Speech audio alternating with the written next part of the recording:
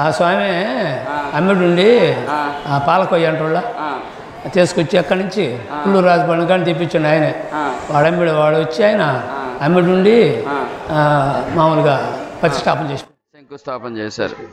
చేసినప్పుడు ఆయనకు స్వామి కాలికి అందులో ముళ్ళు గుచ్చుకొని తగిలి ఇట్టా తిరుగుతా ఉండే నేను పక్కనే తిరుగుతా ఉండు స్వామి అటు ఇటు తిరుగుతా ఉండు వీళ్ళందరూ ఆయన జీరామనాయుడు అని పట్టుకొని కొయ్యను కుల్లూరు జీరామనాయుడు మామూలుగా లక్ష్మణనాయుడు శలమనాయుడు వీళ్ళంతా ఆ ఊరోళ్ళే కూడా ఉన్నారు.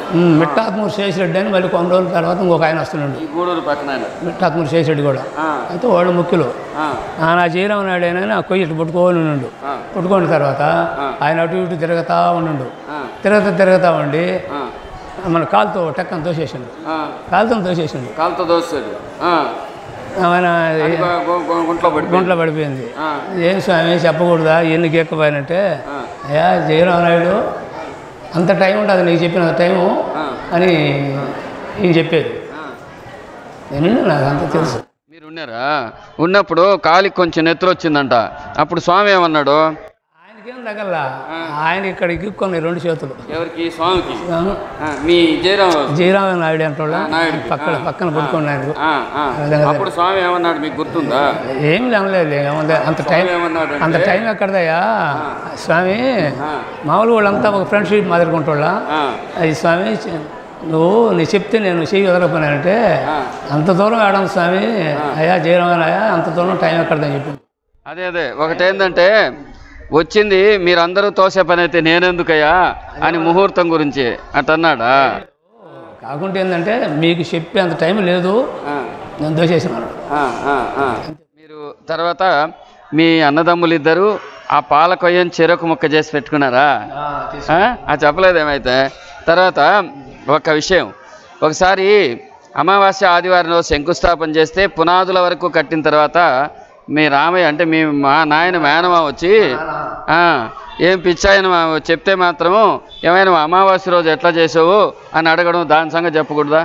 చెప్పండి. ఆయన మా అంటే మనం ఏరుకునేవాళ్ళం కాబట్టి ఆయన వచ్చి ఏదో ఒకటి అడుగుతుంటాం. మా నాయన ఆయన లెక్క పెట్టుకునేది ఆ స్వామి చెప్పినట్టు చేసేది. మా నాయన ఊరు చెప్పింది లెక్క పెట్టడం, స్వామి చెప్పినట్టే నటిస్తాడు. సరే.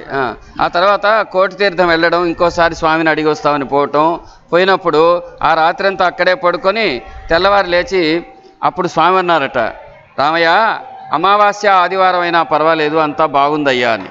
మీరు అవి చేసింది రెండు, ఇల్లు ప్రారంభించడం, పెద్ద కొడుకు పెళ్ళి కూడా, అంటే మీరేనా పెద్దబ్బాయి, మీ పెళ్ళి కూడా అమావాస్య రోజు ఆదివారం రోజే చేశారా అనేది మనకు తెలిసి ఉంది. అది ఎంతవరకు నిజం? అమావాస్య ఆదివారం అనేది గుర్తులేదు నాకు. పర్వాలేదు, మాకు ఇది అథారిటేటివ్గా దొరికిన రికార్డు. అదే ఇక్కడ మన ఉద్దేశం ఏంటంటే మనం పరిశోధనలో ఏ విషయాలు మనకి ఈరోజు వరకు తెలిసాయో వారిని మనం అడుగుతాం. వారికి గుర్తున్నంత వరకు చెబుతారు. కానీ మనకు తెలిసినంత వరకు స్వామి చాలామందికి అమావాస్య ఆదివారాల రోజుల్లో వీళ్ళ ఇంట్లో ఆ ఇంటి ప్రారంభం చేసినప్పుడు పక్కన వాళ్ళందరూ విమర్శిస్తే స్వామి చెప్పారట, రామయ్య అమావాస్య ఆదివారం అయినా పర్వాలేదు అంతా బాగుంటుందయ్యా అని చెప్పారు. ఆ విధంగా వీళ్ళు సలక్షణంగా ఉన్నారు అని చెప్పారనమాట. అందుకని ఈయనకు ఇంకా కొన్ని విషయాలు అమ్మ మీకు గుర్తున్నాయి కదా. ఆమె మా అమ్మ, మీరు ఇక్కడికి వచ్చిన మా అతిథి ముఖ్యమ్మ అమ్మ తులసమ్మ పోయి స్వామి కాడికి స్వామి ముఖ్యమ్మ 4 రోజులు అయింది అన్నం నీళ్ళు లేదు, కొనుక్కొని మొహంతో కూడా ఆసుపత్రి ఆడుస్తుంది, ఏం స్వామి ఏం జరిగింది అని అడిగిందంట. అమ్మాయి ఏం జరగలేదు ఆమెనాడు పోయి ఇమ్మరు జబద్ది అని పోయి ఒక్కమ్మ ఏమమ్మా కొనుక్కున్నావు లేయి అంటే ఇంకెందుకు నేను వేసేది నువ్వు లేని విషయం చెప్పాలమ్మా. స్వామి ఏమంటే రాబోయే జన్మలో 99 కడపల మీద కాలు పెట్టాలా అన్నాడు. అంటే జన్మ ఇవ్వాలా, జన్మ మీద ఎంత అభిప్రాయం ఉంటుందో 99 కడపలు అంటే ఎంత విల్లు ఎంత ఉన్నోళ్ళని లెక్క. నాకేమన్నా జన్మ మీద ఆశ ఉందేమో చూడాలని స్వామి రాబోయే జన్మలో 99 కడపల మీద కాలు పెట్టాలి తులసమ్మ అనంట. నాకు అవసరం లేదని అల్లి కొనుక్కొని నేనేదంట.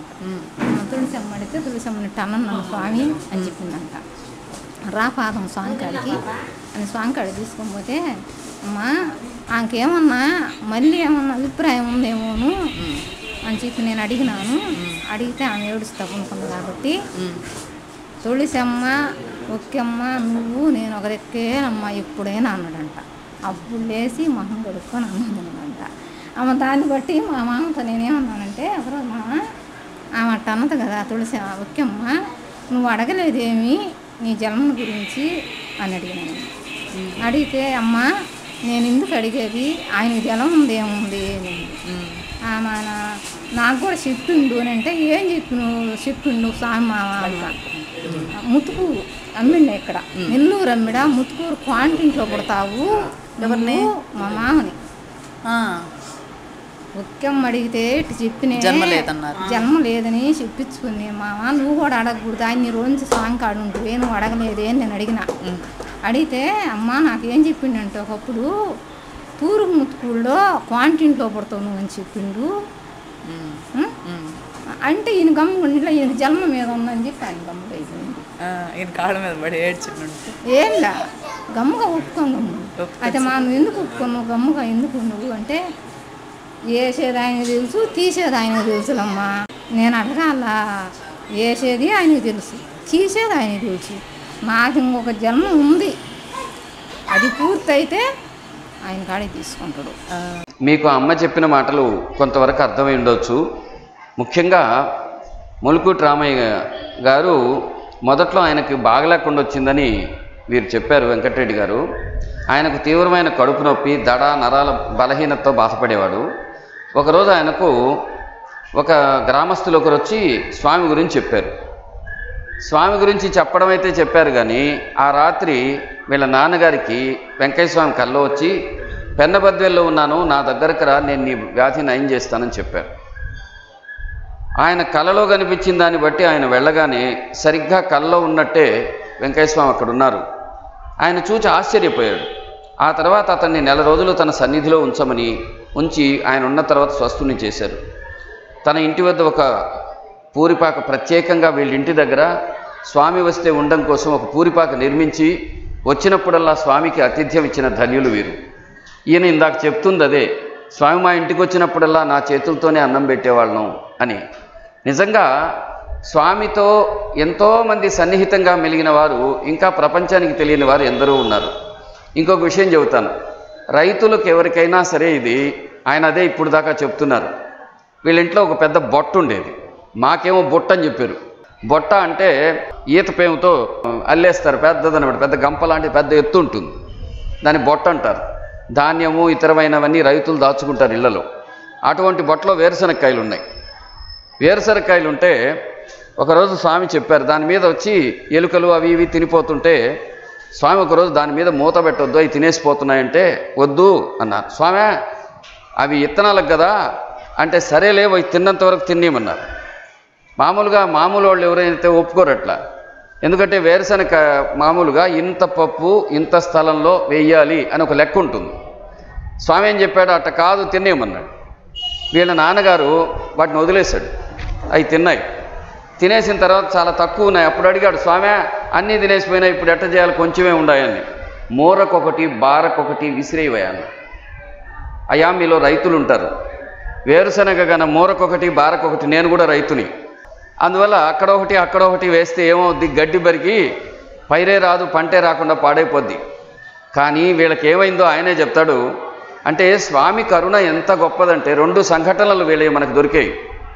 ఒకటేమిటంటే సీజన్ తప్పిన తర్వాత వేయమనడం, ఒకసారేమో అక్కడొకటి పడేస్తే గొప్ప పంట వచ్చి వీళ్ళెంతో మంచి ఫలితాన్ని పొందటం ఈ రైతు మాటల్లోనే వింటాం.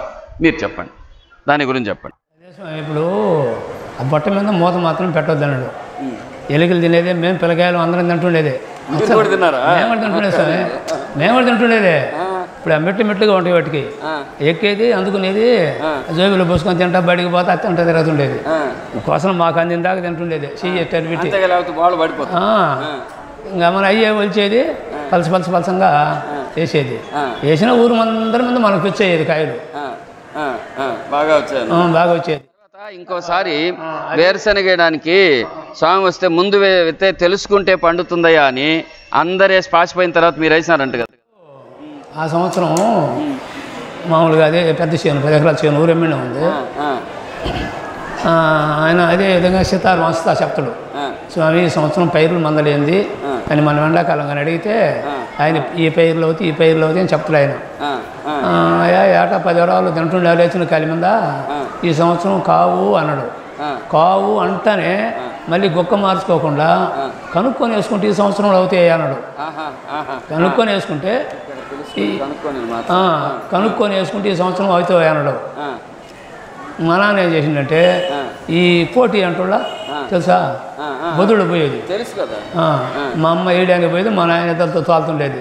వాళ్ళకి వీళ్ళకి అందరికి పోసాగిండు. కరెక్ట్గా 9 రోజులు పోయిండు. 9 రోజులు పోయిన తర్వాత అందరికీ అయిపోయింది. అప్పుడు మంచి ఒక 6-7 పొదుళ్ళు వాన కురిసింది. కురిసరికి అదంతా గడ్డి పడిపోయింది వాళ్ళు వేసుకున్నదంతా. అప్పుడు మనం ఈ 9-10 గాడిదలు వచ్చేసిన అందరి పోటీలు సాయంత్రానికి వేసేసినాం. అయిపోయింది. ఆ సంవత్సరం అన్నీ 3 విత్తనాలు 4 విత్తనాలు కాయలు. ఆ విధంగా కాయలు 3 విత్తనాలు 4 విత్తనాలు